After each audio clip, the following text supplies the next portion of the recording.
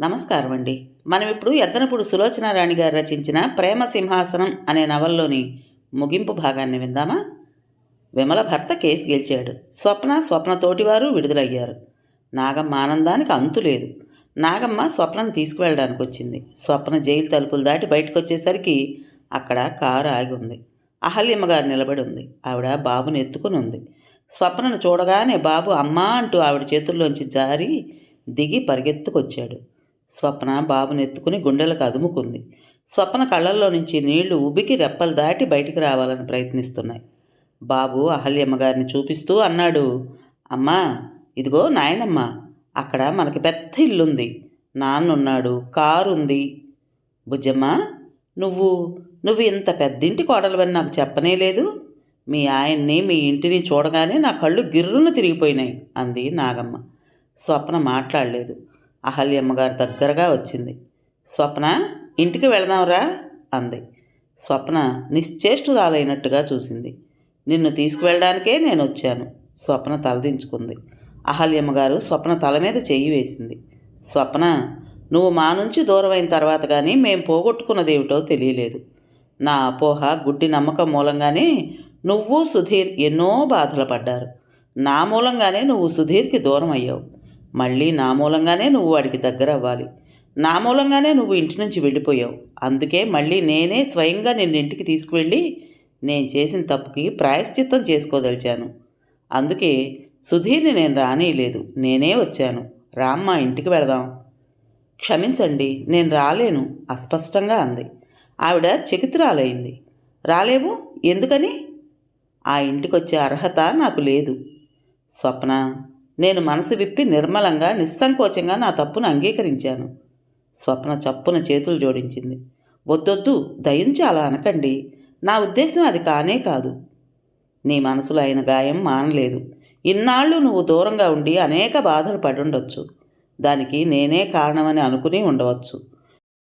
నీకు తెలియదు స్వప్న, బహుశా నువ్వే నా స్థితిలో ఉంటే నువ్వు కూడా అదే పని చేసి ఉండేదానివేమో. ఒక్క క్షణం నా వైపు ఆలోచించు. ఒక్కగానొక్క బిడ్డ, నా ఊపిరే వాడన్నట్టుగా చూస్తూ బ్రతికాను. నిన్ను పెళ్లి చేసుకోవటం వాడు కాని పని చేస్తున్నాడని భావించాను.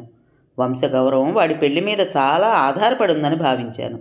వాడు మచ్చదిస్తున్నాడని భ్రమపడ్డానే కానీ ఒక మంచి పని చేసి నాకింకా గర్వకారణం అవుతున్నాడని తెలుసుకోలేకపోయాను.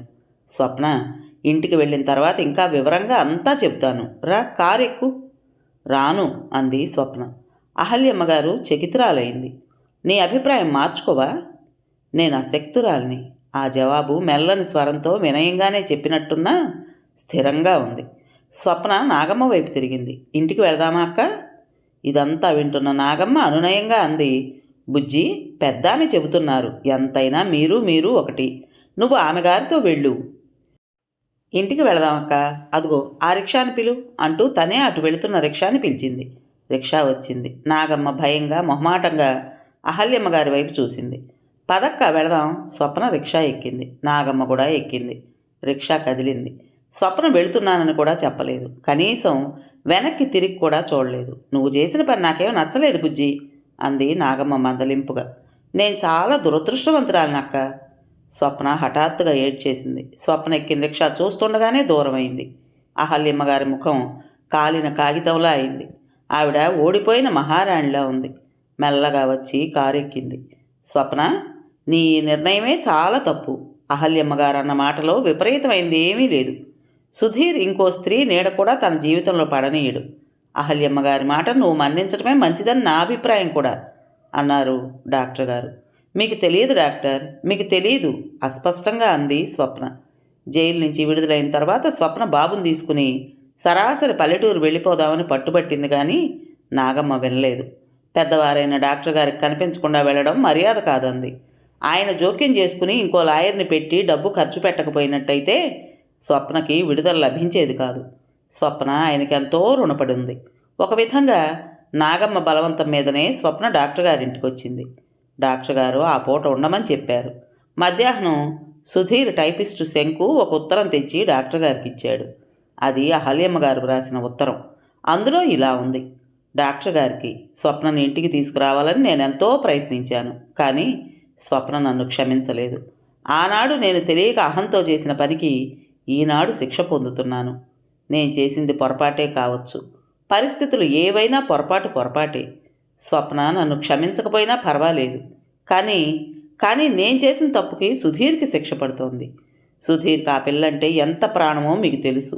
స్వప్న సుధీర్కి దూరంగా వెళ్ళడానికి వీల్లేదు. ఎందుకంటే బాబు ఉన్నాడు. వాడు మా వంశాంకురం. బాబుని సుధీర్కి దూరంగా ఉంచే హక్కు స్వప్నకి ఏమాత్రం లేదు. బాబు సుధీర్కి దగ్గరగానే ఉండాలి. బాబు కోసమైనా స్వప్న సుధీర్కి దగ్గరగా రావాలి.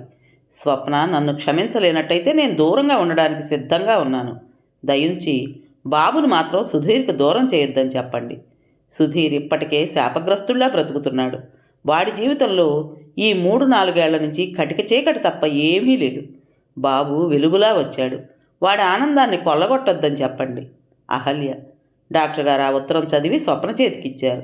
అర్జెంట్ కేసు రావడంతో ఆయన వెళ్ళిపోయారు. ప్రయాణపు బడలికతో ఉన్న నాగమ్మ అన్నం తినగానే మంచం మీద వాలి నిద్రపోయింది.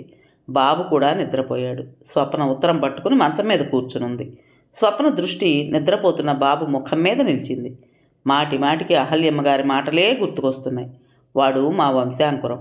బాబుని సుధీర్కి దూరంగా ఉంచే హక్కు స్వప్నకి ఏమాత్రం లేదు. ఆ మాటలే మరీ మరీ మారుమ్రోగుతున్నాయి. స్వప్నకి కళ్ళల్లో నీళ్లు నిండుతున్నాయి. తల చేతుల్లోకి దించుకుని కూర్చుంది. స్వప్నకి తల బద్దలైపోతున్నట్లుగా ఉంది. తనకు అసలు విడుదల ఎందుకు లభించింది? తన కోసం ఇంకో కోర్టుకు అప్లై చేయని అవసరం లేదు అని ఎంతగానో చెప్పింది. కానీ నాగమ్మ వినలేదు. డాక్టర్ గారు సాయం చేశారు. విడుదల లభించింది. తను ఆ కారాగారంలో ఆ కటకటాల వెనకున్నట్టయితే ఇంకే బాధ ఉండేది కాదు. తన బాధ ఎవ్వరికీ అర్థం కాదు. చివరికి సుధీర్ కూడా అర్థం చేసుకోలేకపోతున్నాడు. అతనికి తన మీద కోపంగా ఉంది కాబోలు. తనేం చేయగలదు? తన బాధ ఎవరికి చెప్తుంది? స్వప్న చేతిలో ఉన్న అహల్యమ్మగారి ఉత్తరం వైపు చూసింది.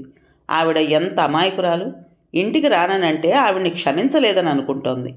స్వప్న గుండెల మీద చేయి వేసుకుంది. నిజం చెప్పాలంటే ఇక్కడ ఈ గుండెల్లో ఎవరి మీద ఎలాంటి కోపమూ లేదు. ఉన్నదల్లా సుధీర్ మీద అంతులేని ప్రేమే.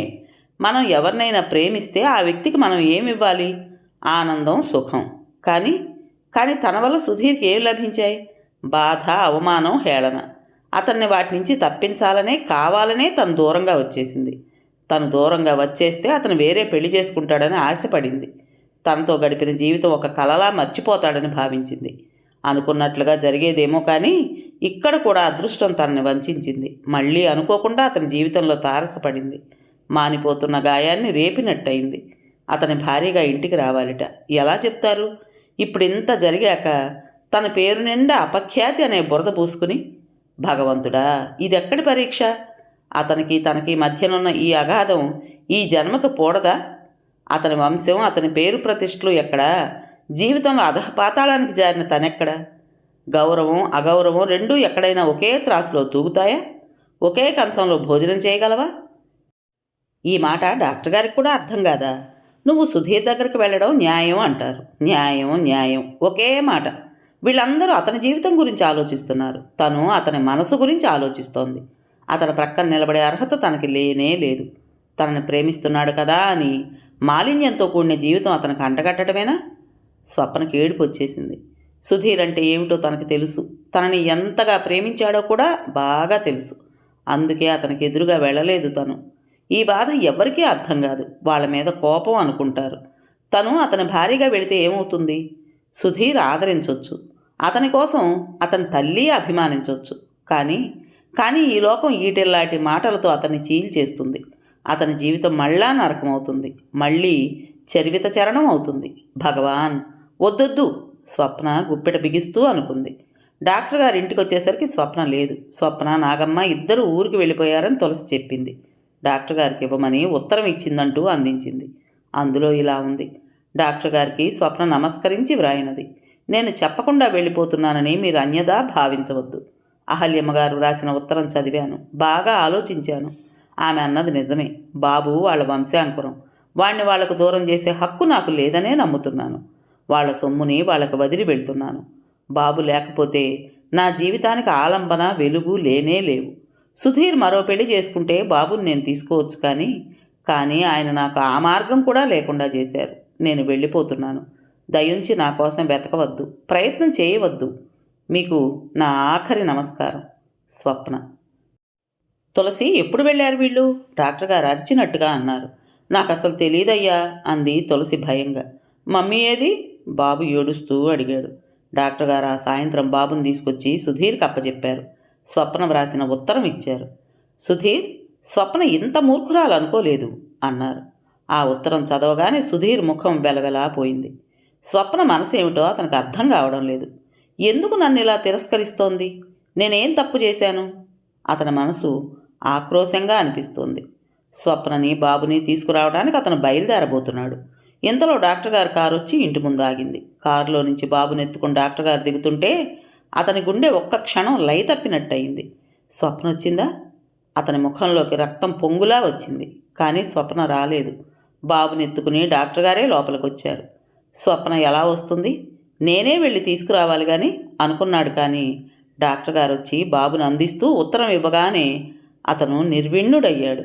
అతనికి పిచ్చి కోపం వచ్చింది. ఆవేశంతో వణికిపోయాడు.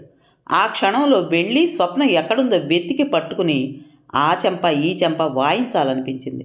అతను ఎంతో కష్టం మీద పళ్ళ బిగువున ఆవేశం ఆగ్రహం దిగమింగాడు. తన జీవితానికి పరీక్ష ఇంకా ముగియలేదన్నమాట. అసలు తల్లి అలా ఉత్తరం రాసిన సంగతి అతనికి తెలియదు. అతనికి తల్లి మీద కూడా కోపం వచ్చింది. అరగంట తర్వాత సుధీర్ విమల ఇంట్లో ఉన్న తల్లికి ఫోన్ చేశాడు. ఆవిడ నిన్న జైలు నుంచి సరాసరి ఇంటికి రాకుండా విమల ఇంటికి వెళ్ళింది. స్వప్న రాని పక్షంలో తన ఆ ఇంటికి రానని అన్నది. సుధీ, బాబొచ్చాడా? నిజంగా అంది ఆనందంగా. బాబొచ్చాడంటే స్వప్న వచ్చినట్టేగా. అవునమ్మా, వచ్చాడు, నువ్వురా అన్నాడు. అహల్యమ్మగారు వచ్చింది. కానీ బాబు ఒక్కడే కనిపించాడు. నాయనమ్మ అంటూ ఎదురొచ్చిన వాడిని ఎత్తుకుని ముద్దాడింది. స్వప్న కోసం ఆవిడ కళ్ళు ఇల్లంతా గాలిస్తున్నాయి. గదిలో ఉన్నదా ఏమిటి? సుధీర్ కూడా గదిలోనే ఉన్నాడు. కానీ మాటలు వినిపించటం లేదు. భార్యాభర్తలు ఎన్నో ఏళ్ల తర్వాత కలుసుకున్నారు. వాళ్ళని తను ఏకాంతంగా వదలాలి. ఆవిడ మనమణ్ణి ఎత్తుకుని లోపలికి వెళ్ళింది. దేవుడి దగ్గరున్న పూలు కుంకుమ తీసుకుని, బాబీ, ఇవి అమ్మకిచ్చిరా అంది. అమ్మ లేదుగా అన్నాడు బాబు. లేదా? ఆ గదిలో లేదు. నీతో రాలేదా? ఏమిట్రా, అమ్మ రాలేదా? వాడి జబ్బ పట్టుకుని అడిగింది. అమ్మ రాలేదు నాయనమ్మ, ఊరెళ్ళిందిగా. ఊరు వెళ్ళిందా? నువ్వెలా వచ్చావు మరి? డాక్టర్ గారితో.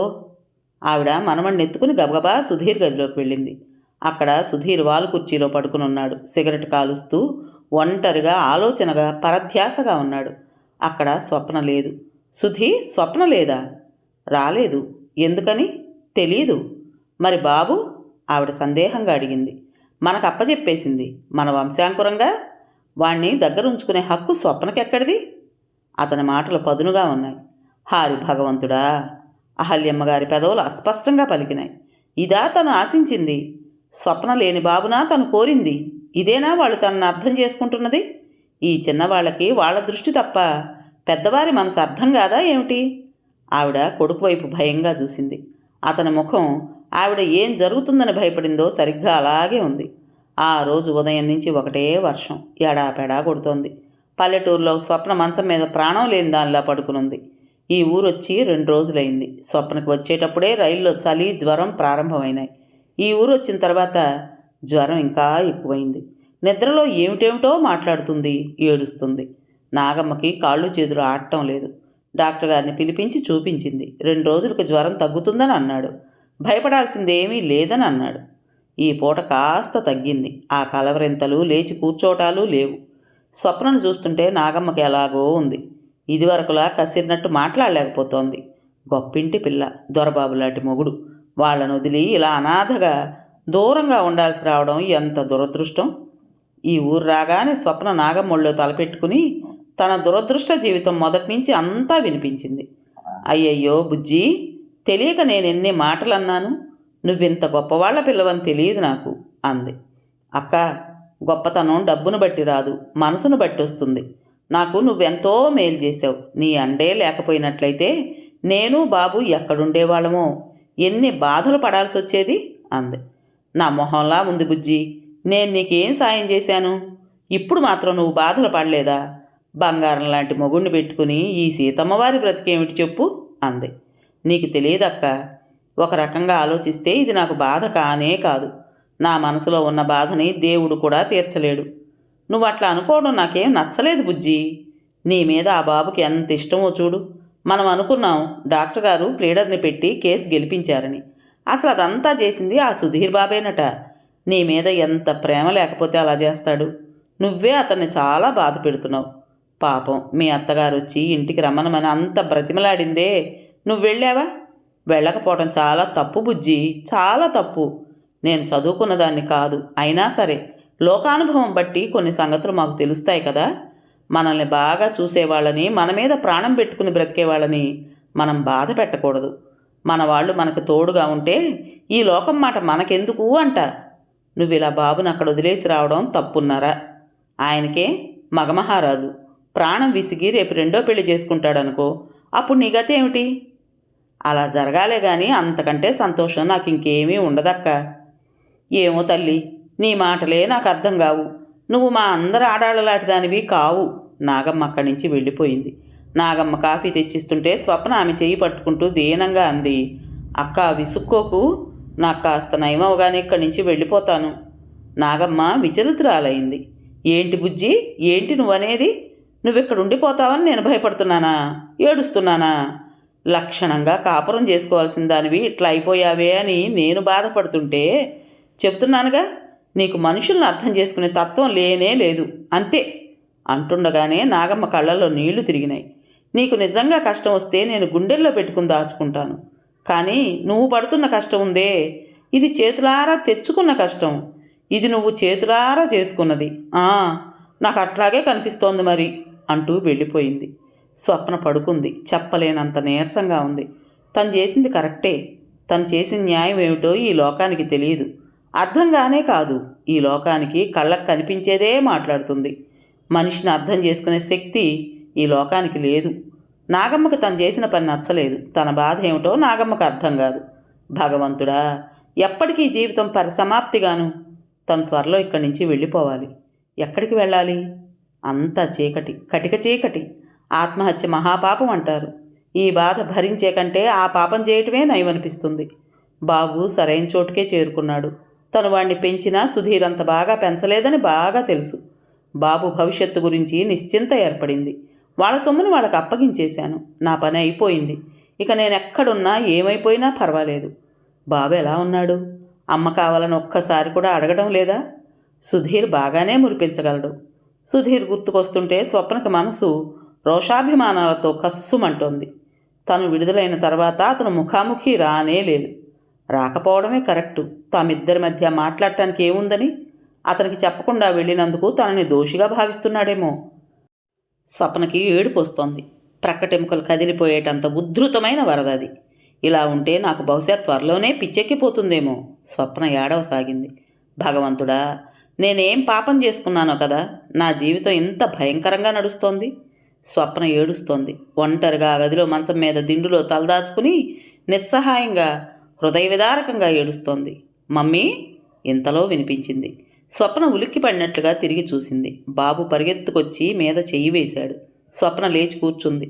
బాబుని గాఢంగా గుండెలకు హత్తుకుంది. ముద్దులతో ముఖాన్ని ముంచెత్తింది. స్వప్న తలెత్తింది. ఎదురుగా సుధీర్ నిలబడున్నాడు. స్వప్న అతన్ని చూడగానే తడబాటుగా లేవబోయింది. ఒళ్ళు తోలడంతో కూర్చుండిపోయింది. మీరు రావడం నిజమేనా? కళ్ళు గట్టిగా తుడుచుకుంటూ అంది. బాబుని నీకు అప్పగించి వెళ్ళడానికి వచ్చాను. అతని కంఠంలో బిగబట్టిన బాధ, ఆవేదన ఉన్నాయి. నాకా? కానీ నీ బిడ్డను తల్లి నుంచి విడదీసే హక్కు ఎవరికీ లేదు.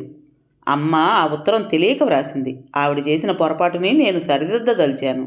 అందుకే బాబుని దింపడానికి వచ్చాను. వద్దొద్దు, బాబుని తీసుకువెళ్ళండి, దయుంచి తీసుకువెళ్ళండి చేతులు జోడిస్తూ అంది. ఏ అధికారంతో తీసుకువెళ్ళమంటావు? నువ్వే చెప్పు.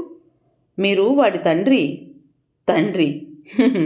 ఆ మాటే నీకు గుర్తుండుంటే బాబు ఇన్నేళ్ళు నాకు దూరంగా ఉండేవాడా? తల్లి తండ్రి బ్రతికుండగానే వాడు అనాథలా ఎవరి దగ్గరో పెరిగేవాడా? ఒక్క మాట అడుగుతాను, చెప్పు. తప్పు చేసింది నేనైతే శిక్ష ఆ పసివాడికి ఎందుకు వేశావు? తప్ప? మీరు తప్పు చేశారని ఎవరన్నారు? నువ్వే. మాటగా నోటితో అనలేదు, అలాగ చేసి చూపించావు. నేను నిన్ను పెళ్లి చేసుకున్నాను. నా వాళ్ళు నిన్ను ఎలా చూస్తారా అని ఆలోచించకపోవడం నా తప్పే. పెళ్లి చేసుకుని నిన్ను సుఖంగా బ్రతికే పరిస్థితులు ఏర్పడనీయకపోవటం తప్పే. అలా అనకండి ప్లీజ్, అలా అనకండి. కాదని అనగలవా? అతను బిగబట్టిన ఆవేశం ఒక్కసారిగా కట్టలు తెంచుకున్నట్లుగా వచ్చింది. అందుకని నాకు శిక్ష విధించావు, తగిన శాస్తి చేశావు. ప్లీజ్ అర్థిస్తున్నట్లుగా అంది. అలా అనకండి, నాకు చాలా బాధ అనిపిస్తుంది. బాధ? బాధ అంటే ఏమిటో అసలు నీకు తెలుసా? నేను నిన్ను చేసుకున్నప్పుడు నీకు ధైర్యం ఇస్తున్నానని అనుకున్నాను. నా ప్రేమతో నువ్వు ఆ గతం గొలుసుల్ని అతి తేలిగ్గా తెగ్గొట్టగలవని నమ్మాను. మనం కల్పించుకున్న లోకంలో ఇద్దరం సుఖంగా ఉండగలమని నమ్మాను. నువ్వింత పిరికిదానివి అనుకోలేదు. నేను అనుక్షణం నీ గురించి ఆలోచించాను. నాకు నువ్వే కావాలని అనుకున్నాను. అందుకే లోకాన్ని లక్ష్య పెట్టలేదు. చివరికి అమ్మని కూడా ఖాతరు చేయలేదు. నన్ను అర్థం చేసుకుని ఉంటే నువ్వు నన్ను వదిలి వెళ్ళగలిగేదానివి కాదు. నీకు నేను అవసరం లేకపోయాను. నా వెనకున్న బంధువుల మాటలే ముఖ్యమైనాయి. నేను నిన్ను పెళ్లి చేసుకున్నప్పుడు లోకం అనే మాట లక్ష్య పెట్టనే లేదు. కానీ నువ్వు వెళ్ళిపోయిన తర్వాత అందరూ నన్ను చూసి నవ్వుకున్నారు. నేను నీకు ఆత్మీయత పంచిస్తే నీ నుంచి నాకు ఎదురైందేమిటి? నీకు నా నుంచి పొందే ప్రేమ కంటే లోకం మర్యాదలే అధికం అనిపించాయి. అనండి, మీకు అంతవరకే అర్థమైంది. పిల్లల కోసం మనం ఎన్ని కలలు కన్నాం. నేనెంత తప్పించాను. కనీసం నీకు ఆ సంగతైనా గుర్తుందా? ఎంతో గారాబంగా ఎంతో ముద్దుగా పెరగాల్సిన వాడికి ఎలాంటి కర్మను పట్టించావు. నా అదృష్టం కొద్దీ ఆ కుటుంబరావు నిన్ను ఈ కేసులో ఇరికించబట్టి నువ్వు బ్రతికే ఉన్నావనే సత్యం నాకు తెలిసొచ్చింది. అక్కడ కూడా నన్ను విధి వంచింది. నువ్వేనని నాకు తెలియదు. అసలు ఆ కేసు నేను తీసుకున్నానన్న మాటే గాని నేను సరిగ్గా అటెండ్ కాలేదు. నా అసిస్టెంట్లే చేశారు. ఇది చెప్పినా నువ్వు నమ్మవు. అమ్మొచ్చి క్షమార్పణ చెప్పినా నీ మనసు కరగలేదు. క్షమార్పణ చెప్పినా నువ్వు నమ్మవని నాకు తెలుసు. నీ కఠినమైన మనసు నేను ఎరగందేమీ కాదుగా. స్వప్న లేచింది. తడబడుతున్న అడుగులతో అతనికి దగ్గరగా వచ్చింది. చేతులు జోడిస్తూ కంపిస్తున్న పెదవులతో అంది, ఈ దురదృష్టవంతురాల్ని మీరు మన్నించండి. నాకు తెలుసు మిమ్మల్ని చాలా బాధ పెట్టాను. నా వల్ల మీకు అశాంతి తప్ప ఇంకేదీ లభించలేదు. నాకు తెలుసు నన్ను పెళ్లి చేసుకున్న క్షణం నుంచి మీకు శాంతి అనేదే లేదు. నా పరిచయం, నాతో పెళ్ళి మీరు ఒక పీడకలగా మర్చిపోండి. మీరు వేరే పెళ్లి చేసుకోండి, హాయిగా ఉండండి. ఛీ! అతని చీత్కారంతో పాటు చేయి కూడా పైకి లేచింది. విసురుగా స్వప్న చెంపని తాకింది. ఇద్దరూ ఒక్క నిమిషం నిశ్చేష్టులైనట్టు నిలబడిపోయారు. నీరసంగా ఉన్న స్వప్న కళ్ళు పెద్దవైనాయి. అతను గబాలన ఆవేశంగా స్వప్న భుజాలు పట్టుకుని కదుపుతూ అన్నాడు, నువ్వేనా ఇలా మాట్లాడేది? నేనంత నీచంగా కనిపిస్తున్నానా? నన్ను ఎందుకింత నరకంలోకి తోస్తున్నావు? నేను పడుతున్న బాధ చాలలేదా? ఇంకా బాధ పెట్టాలనా? నీ పరిచయం, నీతో పెళ్ళి ఒక కలగా మర్చిపోవాలా? ఆ కలలోనే బ్రతుకుతున్నానే నేను. నన్నేం చేయమంటావు స్వప్న? మన ఇద్దరి మధ్య ఇప్పుడున్న అడ్డుగోడ ఏమిటి? నా గౌరవ ప్రతిష్టలేగా. అవేగా నిన్ను నా నుంచి దూరం చేస్తున్నవి. నన్నేం చేయమంటావో చెప్పు. కుటుంబ గౌరవం, ప్రతిష్ట కలిగి ఉండడమే నా తప్పు అంటావా? ఏం చెయ్యను నేను కూడా ఏదైనా మర్డర్ చేసి జైల్లో కూర్చుండానా? ఏదైనా గొడవలో ఇరుక్కుని నలుగురి చేత నవ్వించుకోనా? నాకు నువ్వు కావాలి స్వప్న. నీకోసం ఏం చేయమంటావో చెప్పు. ఏం చేస్తే అడ్డుగోడలు లేకుండా మనం సన్నిహితంగా ఉండగలమో చెప్పు. స్వప్న మనసు అతనికి అర్థమైంది. స్వప్న ఎందుకు అతనికి దూరంగా ఉంటుందో అతనికి బాగా తెలిసింది. స్వప్న తనకి తానుగా ఇంకేం చెప్పనవసరం లేదు. స్వప్నకి గుండెల మీద నుంచి పెద్ద భారం దింపినట్టయింది. ఒక్కసారిగా ఏడవసాగింది. హృదయ విదారకంగా ఉన్న ఆ ఏడుపు అతని హృదయంలో గూడు కట్టుకున్న కోపాన్ని కూకటి వేళతో అంతం చేసింది. అతను విచలితుడయ్యాడు. అతని గుండెల్లో స్వప్న పట్ల ఇన్నేళ్ల నుంచి దాచుకుని ఉన్న ప్రేమ ఒక్కసారిగా పొంగి పొరలింది. హఠాత్తుగా స్వప్నని దగ్గరకు తీసుకున్నాడు. గుండెలకి హత్తుకుంటూ స్వప్న స్వప్న అస్పష్టంగా అన్నాడు. స్వప్న చిన్నపిల్లలా అతన్ని హత్తుకుపోయింది. చెప్పు స్వప్న, ఎందుకు ఇలా చేశావు? నా ప్రేమ నీకు ధైర్యం ఇవ్వలేకపోయింది కదూ అన్నాడు. కాదు, ధైర్యం ఇవ్వకపోతే నేను ఇలా దూరంగా బ్రతకలేను. నేను చచ్చిపోదామనే అనుకున్నాను. కానీ బాబు, నాకు ఆ సాహసం లేకపోయింది. స్వప్న, అతని చేతులు మరింతగా స్వప్న చుట్టూ బిగుసుకున్నాయి. అందుకే బాబును చూసిన తర్వాతనే నిన్ను క్షమించగలిగాను. చూడు, నా నుంచి నువ్వు అలా వెళ్ళిపోయిన తర్వాత నువ్వు బ్రతికుంటావంటే నాకు నమ్మకం లేకపోయింది. బాబును చూసిన తర్వాత కానీ నాకు అర్థం కాలేదు. తను నిలబడలేనట్టు మంచం మీద కూలబడ్డాడు. స్వప్న అతని ఒడిలోకి జారి ముఖం దాచుకుంది. అతను చెప్పసాగాడు, చూడు స్వప్న, ఏ ఆడపిల్లైనా జీవితంలో ఎదురుదెబ్బ తిన్నదనుకో, ఎవరు చేయూతిచ్చినా ఇవ్వకపోయినా ధైర్యంగా తలెత్తి నిలబడగలగాలి. ఎందుకంటే జీవితం అంటే ఒక సంఘటన మాత్రమే కాదు, జీవితంలో ఒకచోట ఎక్కడైనా దెబ్బతిన్న ఆడపిల్ల మిగతా జీవితమంతా సవ్యంగా బ్రతికి ఆ సంఘటన కేవలం ఒక దురదృష్టం మాత్రమే అని అనుకోవాలి. జీవితానికి ఆలంబనగా ధైర్యం ఉండాలి. నువ్వు ఆ ఒక్క సంఘటనలో నుంచి బయటపడలేకపోతున్నావు. నేను నిన్ను పెళ్లి చేసుకున్నాను. సమాజంలో మామూలుగా బ్రతకగలిగే అవకాశం నీకు వచ్చింది. కానీ నువ్వు ఆ అవకాశం ఉపయోగించుకుని నువ్వుగా ఆత్మస్థైర్యంతో నిలబడలేదు. సమాజాన్ని సూటిగా కళ్ళల్లోకి చూడలేదు. దెబ్బతిన్న కుక్క పిల్లలా ఈ సంఘానికి బెదిరి పారిపోవడానికి ప్రయత్నించావు. నిన్ను లోకంగా నమ్మిన నా సంగతి ఆలోచించలేదు. ఆనాడే నువ్వు ధైర్యంగా నా పక్కన నిలబడి ఉంటే మన జీవితాలు ఎంత విషాదంగా అయ్యేవి కావు. స్వప్న, నా మనసు నీకు అర్థం కాలేదా? అర్థమైతే నన్ను వేరే పెళ్లి చేసుకోమని అనే సాహసం నీకుంటుందా? నీ ఆలోచనలతో నీతో కలిసి గడిపిన జ్ఞాపకాలతోనే బ్రతుకుతున్నానే నేను. బాబుని చూడగానే ఎంత ఆనందపడ్డానో తెలుసా? నిన్ను క్షమించగలిగిన శక్తి వచ్చింది. స్వప్న, నన్నిక బాధ పెట్టకు. నాకిక శక్తి లేదు. బాబుకు నువ్వు తల్లిగా లేకపోతే తండ్రి కూడా ఉండడు. స్వప్న, నేను నిన్ను పెళ్లి చేసుకునేటప్పుడు నా మనసు ఒక ప్రేమ సింహాసనంగా చేసి నిన్ను మహారాజ్ఞిగా దాని మీద కూర్చోబెట్టానని అనుకున్నాను. దాని మీద కూర్చునే అర్హత నీకు తప్ప ఇంకెవ్వరికీ లేదని నువ్వు రుజువు చేయాల్సింది పోయి అమ్మ లోకం ఏదో అన్నారని దానికే త్యజించి వెళ్ళిపోయావు. స్వప్న, మనకి ఎవరి మీదనైనా నిజమైన ప్రేమ ఉందనుకో, మనం ఎన్ని అడ్డంకులైనా ఎదుర్కొనే ధైర్యం, శక్తి, సహనం వస్తాయి. నీ గురించి లోకం నన్నంతా హేళన చేసింది, కానీ నేను ఏనాడూ వాటిని లక్ష్య పెట్టలేదు. నీ నుంచి నేను పొందే ప్రేమ ముందు ఆ బాధంతా తృణప్రాయం అనిపించింది. నీకు అలా అనిపించలేదు అంటే నా ప్రేమలోనే ఏదో లోపం ఉండుండాలి. స్వప్న వింటోంది. అతని మాటలు, వాటిల్లో ప్రతిధ్వనిస్తున్న ప్రేమాభిమానాలు చిత్రంగా స్వప్న కళ్ళ ముందు కమ్ముకుని ఉన్న దట్టమైన చీకట్లను తొలగిస్తున్నట్లుగా ఉన్నాయి. అతను భుజాలు పట్టి ఊపుతూ అడుగుతున్నాడు, ఏం చేశావు నువ్వు? నన్ను పరిత్యజించి వచ్చేశావు. నేను బాధపడతానేమోనని ఆలోచించలేదు, అవునా? నన్ను క్షమించండి, నేను ఇట్లా అనుకోలేదు. పోనీ నాకు నీ భయాలు చెప్పావా? నన్ను విడమర్చి చెప్పనిచ్చే అవకాశం ఇచ్చావా? మీరు నేను వెళ్ళిపోతే సుఖంగా ఉంటారని ఆశించాను. అదే పెద్ద పొరపాటు. ఇప్పటికైనా అర్థమైందా? అతను స్వప్నని గాఢంగా గుండెలకు హత్తుకున్నాడు. స్వప్న, చెప్పు, నువ్వు నాతో ఇంటికి వస్తావా, లేకపోతే నన్ను అమ్మని, ఇంటిని, ప్రాక్టీస్ని వదిలేసి నీతో పాటు ఈ పల్లెటూరులో ఉండిపోమని అంటావా? స్వప్న మాట్లాడలేదు. స్వప్నకి తన పరిస్థితికి తనకే వింతగా ఉంది. సుధీర్ దగ్గరగా ఇలా అతని చేతుల్లో ఉంటే సర్వప్రపంచం ఎదుర్కోగలనని అనిపిస్తోంది.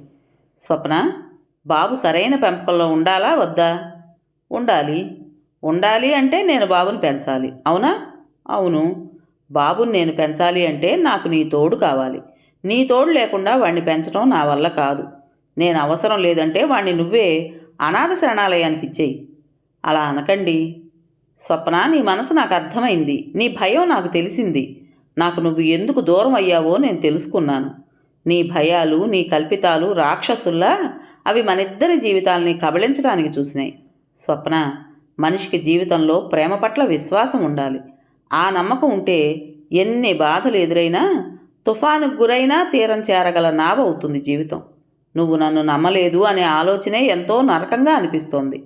స్వప్న అతని నోటికి చేయి అడ్డం పెట్టింది. నాదొట్టి భయమని, ఆ భయానికి భయపడి జీవితంలో అతి విలువైన మీ ప్రేమకు దూరం అయ్యానని ఇప్పుడు తెలిసింది. నన్ను క్షమించండి, అతని భుజం మీద తల ఆనించుకుంటూ అంది. నేను నిన్ను ఇంటికి తీసుకువెళ్ళడానికి వచ్చాను అన్నాడు అతను. ఇంతలో బాబు చేయి పట్టుకుని నాగమ్మ అక్కడికి వచ్చింది. నాగమ్మను చూడగానే సుధీర్ స్వప్నని మెల్లగా వదిలేశాడు. స్వప్న లేచి నిలబడింది నాగమ్మను చూడగానే.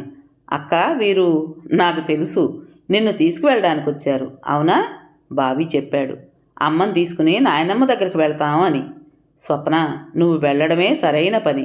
అసలు ఇన్నాళ్ళు ఇలా హఠం చేసినందుకు నేనే నీ అత్తనైతే 2 వాయించుండేదాన్ని అంది. వాన తగ్గింది. స్వప్న, సుధీర్, బాబు కారు ఎక్కారు. ఆకాశంలో వాన కురిసిన మబ్బులు తమ ప్రాబల్యం కోల్పోయినట్టుగా దూదిపింజల్లా తేలిపోతున్నాయి. స్వప్న బయలుదేరుతుంటే నాగమ్మ కౌగిలించుకుంది. ఇది ఏనాటి రుణమో బుజ్జమ్మ, నా ఇంటికి ఒక దేవత వచ్చి వెళ్తున్నట్టుగా ఉంది అంది. అంత మాట అనకక్క అంది స్వప్న. నీ భర్త దేవుడు లాంటివాడు, అతని మనసు ఎప్పుడూ కష్టపెట్టకు. అత్తవారింటికి వెళ్ళే ఆడపిల్లకి చెప్పినట్టుగా చెప్పింది. ఎప్పుడైనా వస్తూ ఉండు అంది. సుధీర్ నాగమ్మ పిల్లల చదువులు హైదరాబాద్లోనే ఏర్పాటు చేస్తానని చెప్పాడు. అప్పటికే ఇరుగు పొరుగు వాళ్ళు వాకిళ్లలో కారు చూడటానికి ఎగబడినట్లుగా నిలబడ్డారు. స్వప్నని, సుధీర్ని చూసి గుసగుసలాడసాగారు. కారు బయలుదేరింది. సుధీర్ డ్రైవ్ చేస్తున్నాడు.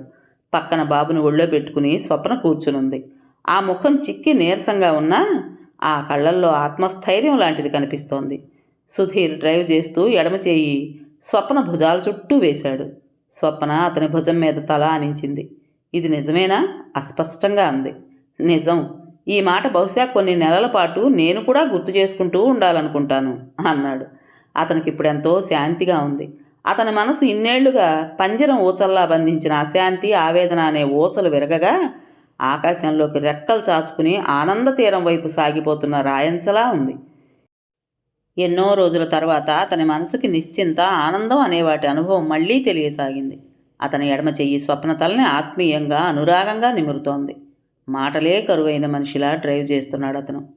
నవల పేరు ప్రేమ సింహాసనం. రచించిన వారు ఎద్దనపూడి సులోచనారాణి గారు. ఈ నవల ఇంతటితో పూర్తయింది. విన్నారు కదండి. మరి ఈ కథ మీకు నచ్చిందా? నచ్చినట్టయితే లైక్ చేసి మరో నలుగురికి షేర్ చేయండి. అలాగే కొత్త వాళ్ళు కనుక మన ఛానల్ని చూస్తున్నట్లయితే తప్పకుండా సబ్స్క్రైబ్ చేసుకోండి. మరి ఇంత మంచి కథను మనకు అందించిన రచయిత్రి గారికి మనందరి తరపున మనస్ఫూర్తిగా ధన్యవాదాలు తెలియజేసుకుంటూ రేపు మరో కొత్త కథతో మీ ముందుకు వస్తాను. అప్పటి వరకు ఉంటానండి.